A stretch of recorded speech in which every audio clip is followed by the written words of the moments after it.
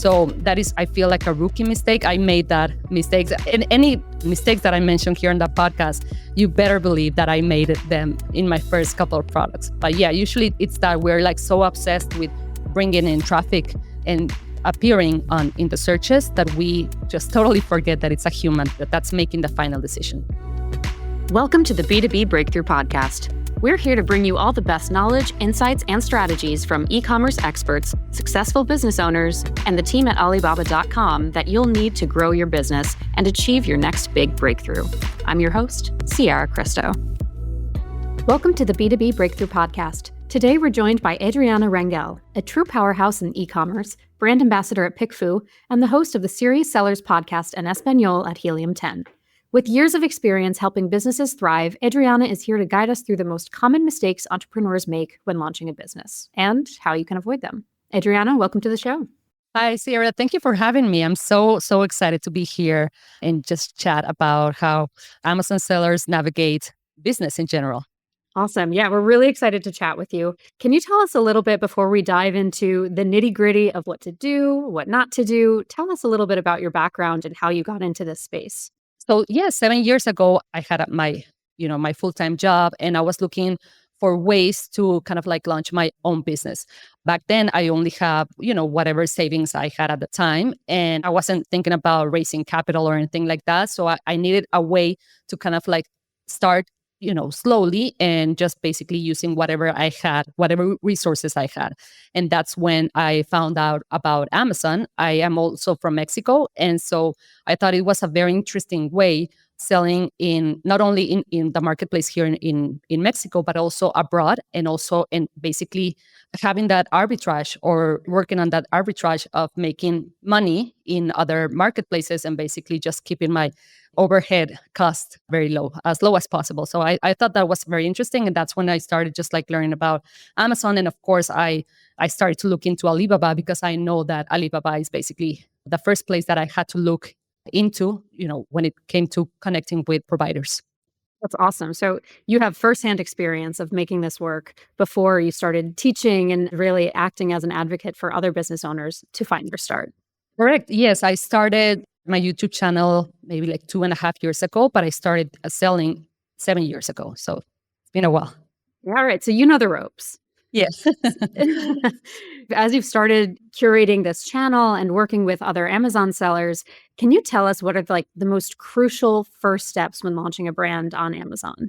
Yes, I would suggest first-time sellers to start thinking about looking at what the keyword search volume is for basically the searches, and to find out what it is that people write in the search box in Amazon, because that informs our decisions to what it is that there is demand for. So many times, and I did this, actually, my first 2 products didn't work as well as I planned. And that is because I was thinking of products that I myself would use, or that even my girlfriends would use. And that's, of course, a very biased way of making decisions. So I didn't look at competition. I didn't look at if there was even demand for the product. And I sourced that product locally. And the costs weren't as efficient as to actually sourcing the products from people either in China or other places in the world. And so I just wanted to get, a product on the marketplace, live on the marketplace. And that is why I feel like I rushed the process. I would say the biggest thing here is that I would suggest first-time sellers to take time to do their research before jumping in and just look at the data. Interesting. So I want to flip that on its head a little bit, because you gave us a lot of do's and don'ts in that answer. What is the number one mistake that you find that people make when launching on Amazon? And then, taking that a step further as they continue to scale? I would say that the first mistake usually first-time sellers make is that we just start thinking of ideas. We look around in our house, and we look around, when we visit our girlfriend's house, and we see, that's a cool product. Like, that looks interesting. And then we're like, okay, maybe, let me just go ahead and find that product, or source that product online and just launch it, as opposed to looking at the data. So research and just looking at those metrics. Basically, is there demand for the product, and how many sellers are selling this kind of product, and how many brands, especially how many brands, well-established brands, are selling this kind of product. That will save you a lot of headaches, because trying to generate demand is the hardest thing there is, or you need a lot of money to be able to pull that off. So just that quick hack will get you better results. So the biggest mistake is not looking at the data and not preparing before setting out to do this. Correct. And just thinking that whatever products you have in your house or whatever products you use, those must be the products everyone else wants to buy on Amazon. A sample size of one is not going to do the trick. Exactly. You got to look closer. Exactly. As you set out to do this and to you find those products that you want to sell, you see that there's a demand, you see that there are people actively searching for it, and you decide to post it. You've developed the product or sourced the product. As you're optimizing the listing itself, what are some of the things that a lot of sellers get wrong when they're actually putting it on Amazon? Yes, I think that when we launch our first product or even our second product, what we do is think about how we can bring traffic to our listing. And so the one way to do that is by placing a lot of keywords, that the phrases that people are typing on the search box on Amazon, and just like keyword stuff, your title, your description, your bullet points, etc.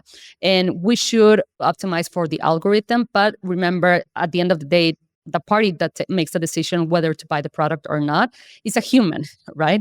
And so we need to think about not only, optimizing for the algorithm, but of course, creating and designing our listing in such a way that we talk about not only about features, but about the benefits that the person is going to get if they purchase our product. And of course, optimize for the experience, the brand experience that person will have once they land in our listing, in our product page. And this is because the conversion rate matters a lot. And so we don't want people to find our product because, of course, we're optimizing for the algorithm, but then bounce off. That actually gives a signal to Amazon that for some reason, people are not finding our product interesting. And, the ranking and the algorithm and all that kind of like penalizes you because they don't want to be showing a product that people are not buying. They want to show the products that bring the better experience and that people end up buying and that they find that they are, good products.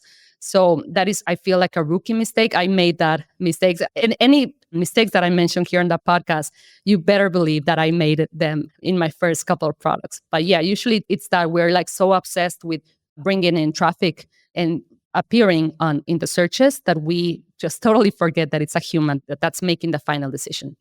So how do you reconcile that? How do you quantify the humanity element here? Because the humanness is so inherent in shopping and in just the consumer experience. So how do you balance those two disciplines or really do that human research alongside of the algorithm? Yes. Nowadays, it actually has become easier now to kind of like reconcile those 2 points because now Amazon, the algorithm is now, they don't focus as much as they did maybe like a year ago, as maybe even a few months ago on, how many keywords you have on your listing and all of that. Now they use semantic info to learn what your product benefits are, in which occasions or in which cases or scenarios people use your product for, what kind of people, if it's male, female, or, ages, demographics, and all of that. And so now you can fill your listing basically selling your product and talking about the benefits and how, your product is going to enhance their experience. And that will also let the algorithm know how back then we just, we spend hours just thinking about how can I, fit this keyword into this, in this paragraph or in this bullet point. But now it's easier and AI helps a lot, especially for us that, English is not our first language. We used to struggle a lot. And now, the AI does that hard work for us. Interesting. So you mentioned something really key here is understanding how to optimize those keywords, not only, across cultures and across languages, but using the research that you acquired from the human research element, the algorithm insights, and how to pull out keywords that are actually going to be effective. So what are some of the mistakes that new business owners may be making as they try to leverage this information and maybe overpopulated a listing with keywords? Like what are those errors that people are making? I would say that many times we neglect to do the proper research on what the long tail keywords are to find out what the real, what the buyer intent is when people are searching for our products. Many times we try to rank our products for that big keywords. And that usually it's hard. It's very hard, and it can be very expensive to try to get appear position 2 or 3 for this big keyword. Let's say diaper bags, right? As opposed to maybe just focusing on the long tail keywords. Let's say travel diaper bag with changing pad. That long tail keyword, which of course has less competition because it's longer and because it has, there's more detail in the keyword. We can basically work on ranking our product for several of those long tail keywords and gather enough search volume. Because let's say that the big keyword, the diaper bag keyword, let's say it has 5,000 search volume. And these smaller ones, maybe we have 10 that each has 500 search volume each. And that's a much more effective and less cost-effective way of getting basically that traffic from other like smaller sources when we think about our launch process in this way. I feel like many of us, we really cannot risk, failing with 3 or 4 products. And that's the safer way and usually more effective way of gaining traction, getting those initial sales and getting those initial reviews, which validate our product and our brand. Cool. So it's really about differentiating even in the title itself, beyond the description, really getting as much information and much detail in that listing title as possible. Correct. Yes, because people that search for this keyword, right? Travel diaper bag with changing pad, we see the buyer intent there. The people already know what they're, what they want, what they're looking for, as opposed to these larger keywords that might get us that conversion or not. Interesting. And so another thing that is driving folks to that page, they may not always be searching directly in Amazon. We may be conducting Google searches or using any other search engine that floats our boat here. So what we're seeing is that about half of the Amazon sellers who are developing this presence on Amazon are ignoring that other half and are showing that, they're not building their presence on Google as well, or on a Shopify page or another platform.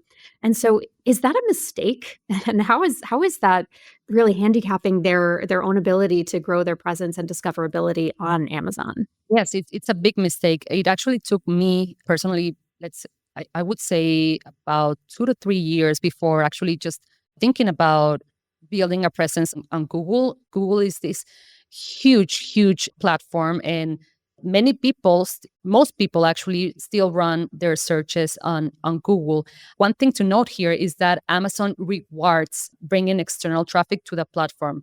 I'm sure that is because they know that, once people reach the platform, it's just like very easy and very convenient to shop in Amazon. You usually buy more than one product when you visit Amazon. And so that is why they promote these programs such as Amazon Attribution. They even have a program for that, where they tell you bring us traffic from social media or from other places, even if you have like a physical shop and you get people to scan the QR code and to buy on Amazon for whatever reason, they even give you like a 10% bonus when you bring people in. They lower your referral fees, etc.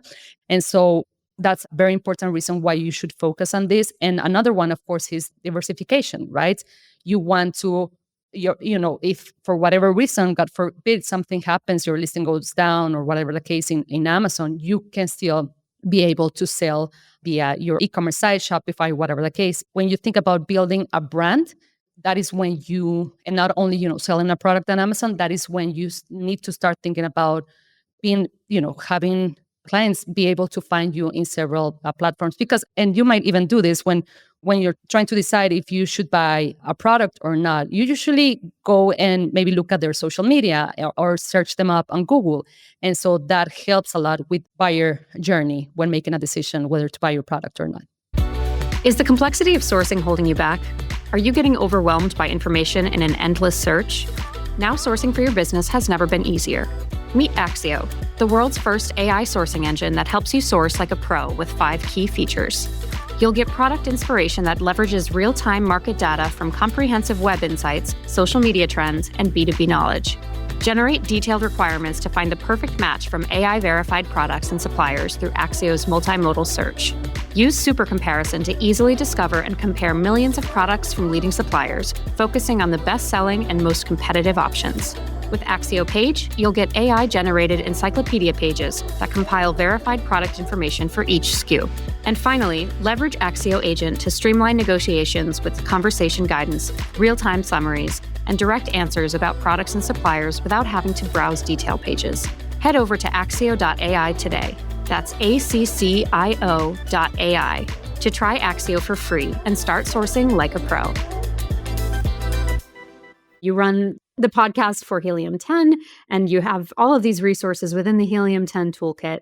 Can you talk to us a little bit about some of the tools that entrepreneurs and small business owners may not be leveraging that they should be to get where they need to go? Yes, of course. I think the main tools us sellers use, for example, in the suite of Helium 10, we use the tools that help us find out what the most popular keywords are. So usually first-time sellers, they focus on searching for products ideas. And the better way to look at it when you're doing product research is to search what basically for keywords, what people are looking for. And then that will inform your decision or your ideas on how to design a product. And so when you see, so this kind of research experience, it really does tell you a lot about how, and as I mentioned earlier, about which are the kind of products that have the least sellers offering that kind of product, because we usually want to get our first wins early, because that will build our cash flow, and that will help us have money to further launch more products and grow our product line. But we do need to get those early wins, because as opposed to losing money at first, because sometimes we just cannot afford to like the big brands to lose a lot of money. Sometimes if we lose money, we just have to quit and just find other ways to make money. So that's a very useful way of getting those early wins when it comes to product launches.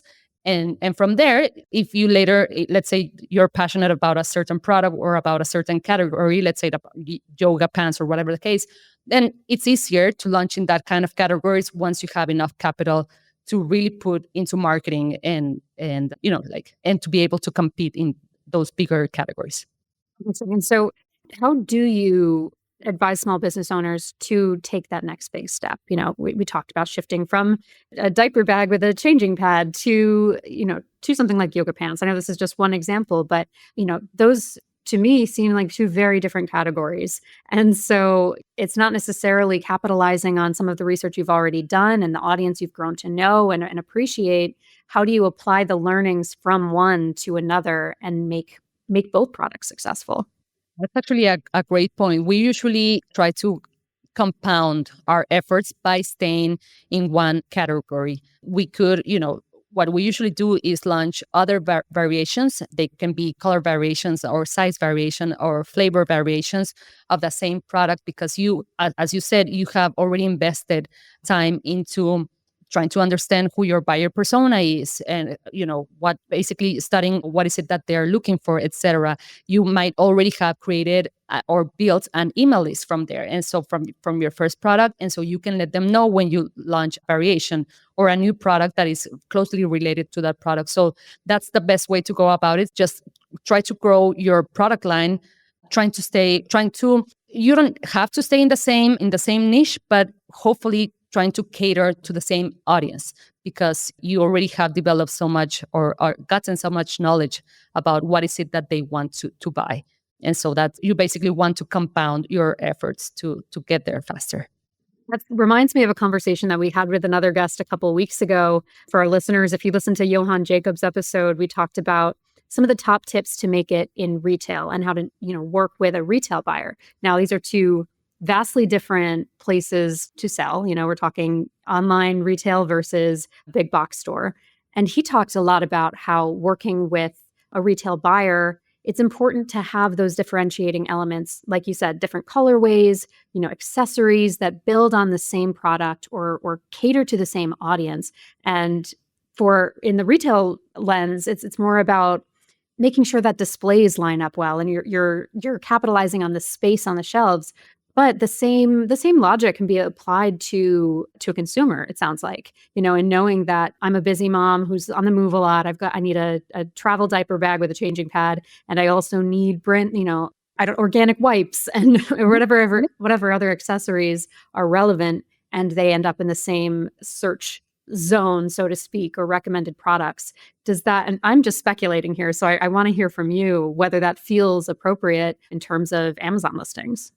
Yes. And you just gave a great example, which is, the products that a mom might be looking for. And usually, moms have other friends that are moms as well, right? And so you usually start to, as a person and as a consumer, you usually start to create like your own universe or of brands you follow, of products you buy, etc.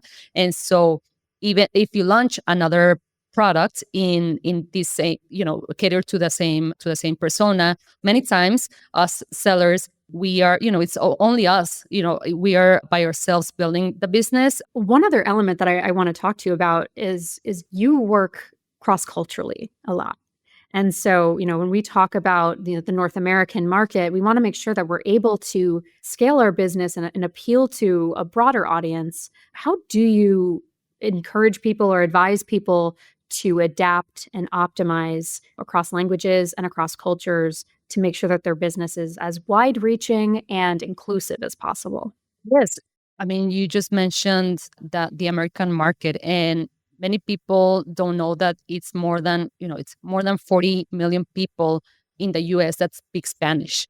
That's a huge, huge market. And many people are not tailoring or catering to that market. It's basically two things that we look to be able to get this exposure.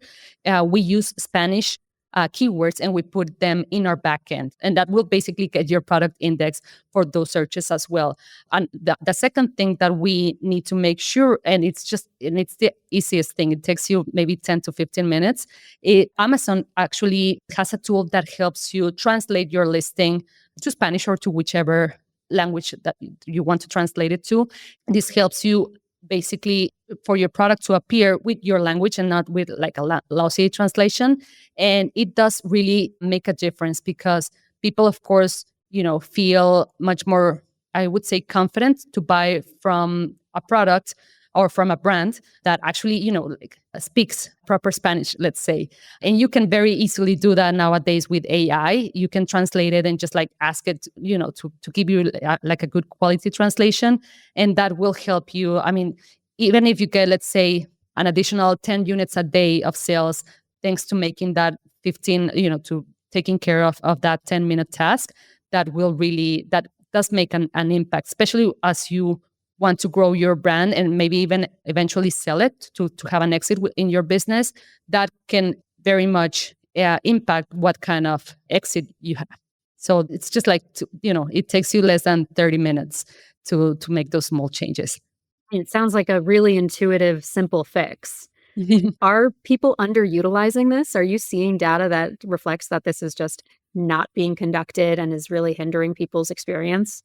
Yes, of course. I think it's a matter of helping people see that this is a huge market. It's a lot of people and not many Spanish speakers, speak English very well. And so all their apps, they're in Spanish. And if you're not indexed, if your product is not indexed for those Spanish searches, and they search in Spanish as well, but if your product is not indexed, it will simply not appear, and you're losing on sales here. And you could very easily, in kind of like strategic way of beating your competition, is getting sales from the smaller niches, smaller, quote unquote smaller, right? Because this is a big audience, but that's a very effective way. Oh, I noticed that my competition's product doesn't come up on the Spanish searches. Let me just get in there, and that when I get those sales, it will increase my sales velocity and will help me rank higher, hopefully, than my competitor's product.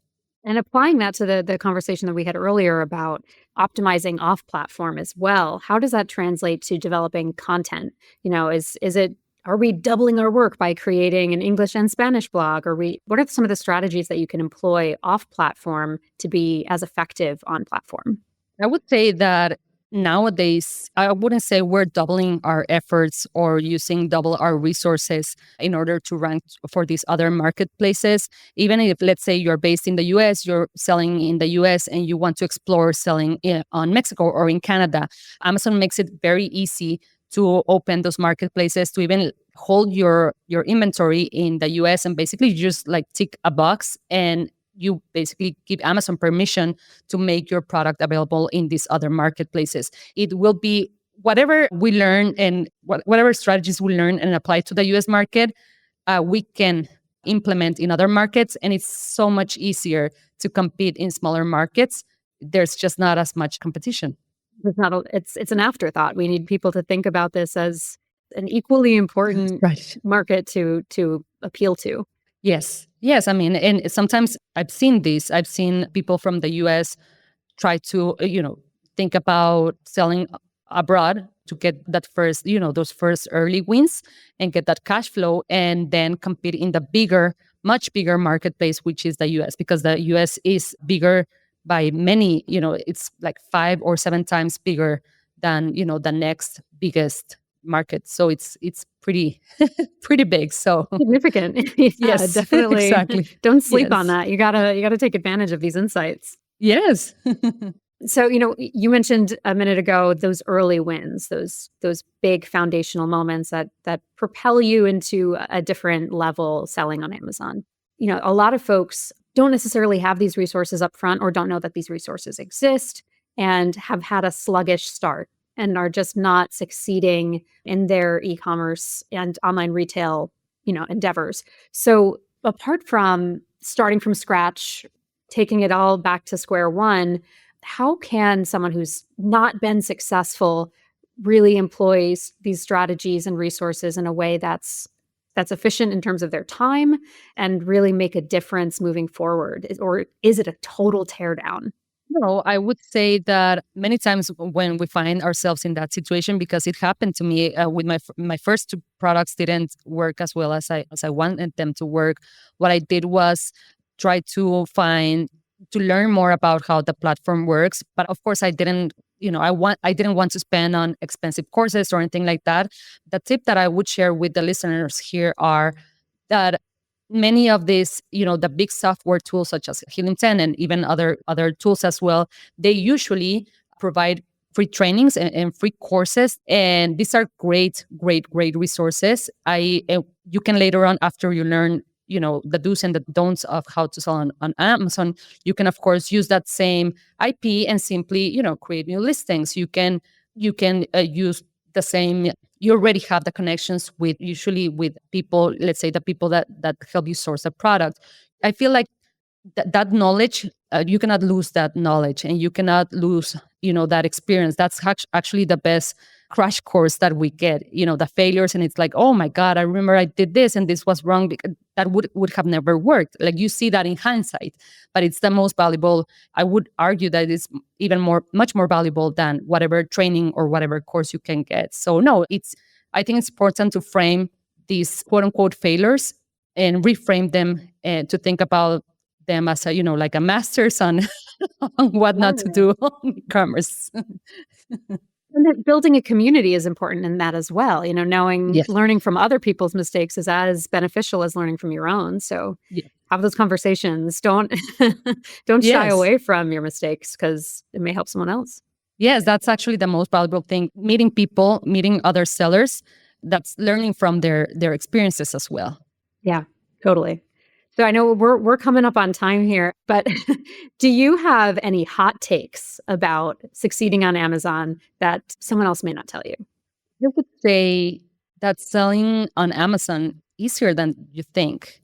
I would say usually this, what we hear about, there's a lot of competition and that kind of thing. I feel like, you're in New York City. You can see packages of Amazon, Amazon deliveries everywhere all the time. These presence keeps expanding and they keep getting more penetrating or getting more market share with every day. And it's just like sticky. They make their subscription stickier and it's harder, pretty much impossible to cancel your Prime subscription. Like, what are you going to do? Like when you walk to the store and get the product, like it's not happening anymore. So I would say, just like try to leverage what, all the work they've done to acquire clients or buyers and to keep them. Basically, it would be very hard for you to kind of like to get that for your own business. Just put in the work. That's all. But you'll get there. I mean, I don't consider myself, like the best businesswoman on earth, but I did it after